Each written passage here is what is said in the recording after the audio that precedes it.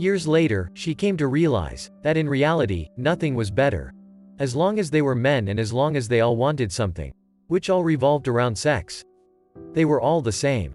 Men were pain and pain was sex and they went hand in hand. And the saddest reality was, on the streets, you had only one option, that was to survive, and that meant, doing all it takes to survive, or die doing nothing. So she made a choice. After all, she had practiced with her foster father. When the push comes to shove, she took them on their offers, just to survive. After years of being on the streets, it was easy to play pretend, lie still and act as if they own you. She became a pro. She felt nothing, she was like an empty shell. Men treated her the way they wanted. And she allowed them. She was just trying to survive.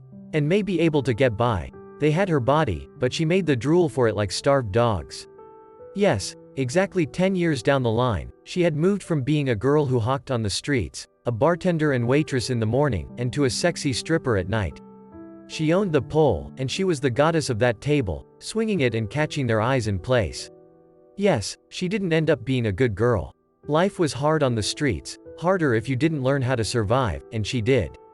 She did. She was a damaged girl. Messed up by her childhood, and the saddest reality was that sometimes it changes you from something bad to something worse. And rarely to something good. She wouldn't say she was bad, but she did all she had to do to survive, and on the streets, you either survive or you don't. And she did, she survived. She was a woman now, running a day job in the bar, and at night, she graced the tables and made the men's mouths water.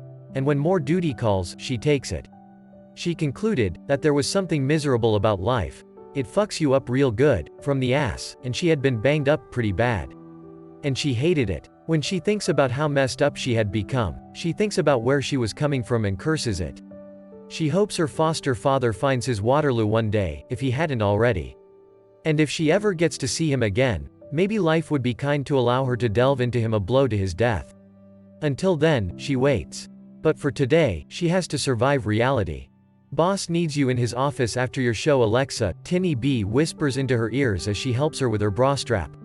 What for? Alexandra wants to know. She is dressed in skimpy red matching lingerie, high bootleg heels, and her curves were to die for.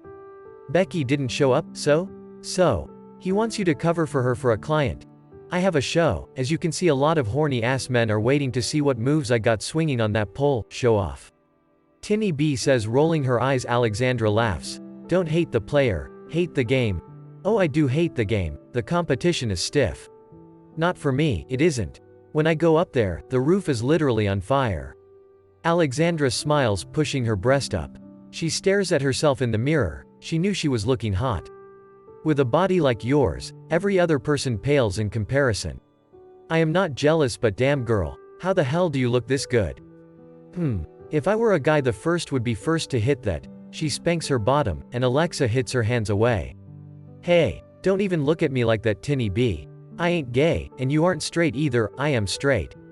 Really, define how straight you are. Tinny B perches on the table. Well, I like guys. She rolls her eyes. See that face you make when you say it tells me and you both that you are lying. I am not lying. You are too. Alexandra defends. Okay, if you believe that, so tell me, is there an actual boyfriend?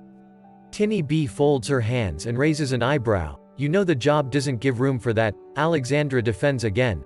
The job doesn't give room for anything, but we do shits anyways.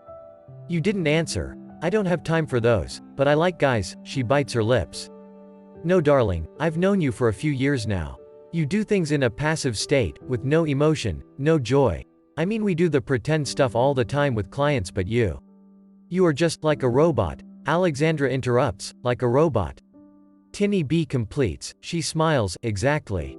You said this a million times. I am not, I just don't see men other than the kind of thing they are. Sex-starved animals and nothing else. You don't like girls. You don't like guys even if you do stuff with them. What are you into? Animal love. Alexandra laughs. Well, what did you want me to think? Tinny B stares at her. You will tell me if there is anything wrong with you, right? I can help. I am your friend and I love and care for you. You will tell me, right? Yes, I will. And I love you too. No homo, okay? Alexandra adds, turning to her and pulling her nose. Tell boss I will be there and it had better be good. Oh, you know boss lets you have the good ones. Ha, you are up in 60 seconds, Alexa. A man enters the room. The house is lit already chanting your name. Go hoe that ass up there and give them a hard on, the tech manager says winking at her. Yes sir. She blows Tinny B a kiss, grabs a robe and wears it. She walks outside the room. Tinny B could hear her being introduced and the crowd of men cheering for her. When the music comes on and their voices increased, Tinny B knew Alexandra had begun working her magic. She was the goddess of that stage, the stripper goddess, and everyone knew it. Tinny B smiles. You wanted to see me, boss? Alexandra is seated opposite him after her show, dressed in bum shorts and a pink shirt. Yes, I need you to stand in for Becky, not been able to, but I got a message from her saying that she is sick and wouldn't be back till next week. Her client already booked for tomorrow night and we can't cancel. I need you to stand in for her. When you say stand in, what exactly am I standing in for? He looks at her. What else? Call girl? He smiles as he relaxes back on his chair, pen in his hand he plays with it, looking her over appreciatively. She is one of his pretty girls. She would do for the client. Wear something pretty, shave your legs if you have to and look sexy and maybe get a lubricant, the pay is worth it. He smiles, I see. So, name of client? Jamie Loxwire, he would be here by 9 p.m. tomorrow. Don't be late. I don't have a choice, do I? She sighs, nope. Clients want girls, we supply, we love money Alexandra, and so do you. Right, she gets up to leave, and Alexandra, Jamie Loxwire is peculiar. How do you mean? Peculiar? She turns to him, nothing you cannot handle. Be at the club entrance, by 9 tomorrow. You will receive a call from him by then. When he calls the bar service department, he would be waiting outside. He dismisses her. The next evening, she is dressed in a red show-back dress, waiting by the reception in the club when the waitress passes her the service phone. For you, she tells her and leaves. Alexandra is wondering how she was being identified, but the girl is far off for her to ask any questions of such. Hello? She places the phone to her ears. Alexandra Beckington? Yes please, who is this? She speaks into the phone, step outside please. The line dies. She drops the phone and makes her way outside. There is a black limousine stretched at the entrance of the building.